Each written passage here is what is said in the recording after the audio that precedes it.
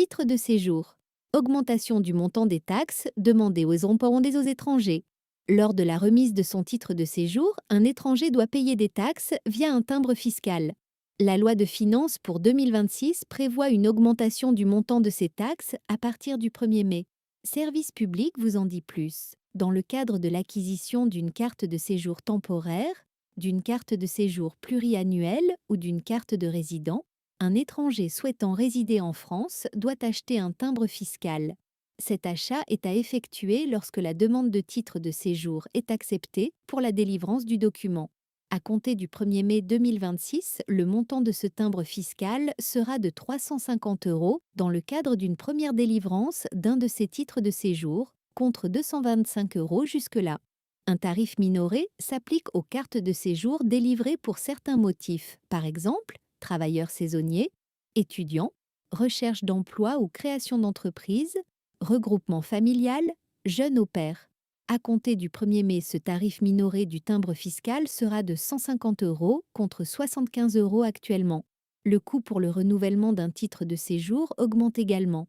Le montant du timbre fiscal est fixé à 250 € à compter du 1er mai, contre 225 € à l'heure actuelle.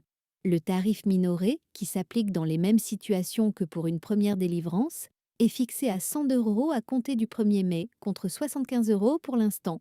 Le montant du timbre fiscal pour l'obtention d'un duplicata d'un titre de séjour est pour sa part similaire à celui demandé pour une première délivrance du document. À compter du 1er mai, il sera donc de 350 € pour le tarif normal et de 150 € pour le tarif minoré. À noter, lorsque la demande de titre de séjour est acceptée, le demandeur est informé par SMS de la disponibilité de ce document l'autorisant à résider sur le territoire français et du montant des taxes réglées, montant des taxes à régler. Le timbre fiscal peut être acheté dans un point de vente agréé ou en ligne. Une nouvelle taxe pour les autorisations provisoires de séjour.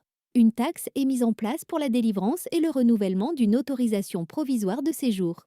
Ce document est délivré notamment à des étrangers effectuant une mission de volontariat en France ou qui sont parents d'un enfant mineur gravement malade. Son montant sera de 100 €. Deux catégories de personnes seront exemptées du paiement de cette taxe. Les personnes sortant de la prostitution engagées dans un parcours d'insertion sociale et professionnelle, les bénéficiaires de la protection temporaire. D'autres évolutions relatives aux taxes demandées aux étrangers.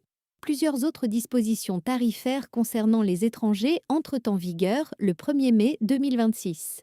Le timbre fiscal pour les demandes de naturalisation et de réintégration dans la nationalité française et pour les déclarations d'acquisition de la nationalité s'élèvera à 255 € contre 55 € actuellement. En Guyane, le montant de ce timbre fiscal est réduit de moitié en application de dispositions du Code général des impôts. Il sera donc de 127,50 € contre 27,50 € à l'heure actuelle. Le droit de visa de régularisation s'élèvera quant à lui à 300 €, dont 100 € non remboursables qui sont dus pour le dépôt de la demande de régularisation, contre 200 €, dont 50 € non remboursables jusque-là. Le droit de visa de régularisation est applicable aux étrangers entrés irrégulièrement en France ou non munis d'un titre de séjour dans les délais réglementaires. Le montant de la taxe pour un visa de long séjour, valant titre de séjour ou dispensant de titre de séjour est fixé pour sa part à 300 € à compter du 1er mai, contre 200 € pour l'instant. Un tarif minoré est appliqué pour certains statuts: travailleurs saisonniers, étudiants, regroupement familial, recherche d'emploi ou création d'entreprise, etc. Ce tarif minoré sera de 100 € contre 50 € actuellement. Que pensez-vous de cette vidéo? Partagez vos commentaires et avis. Abonnez-vous à Atlas Avocate pour plus d'informations en droit des étrangers en France, avoir des certitudes sur votre projet administratif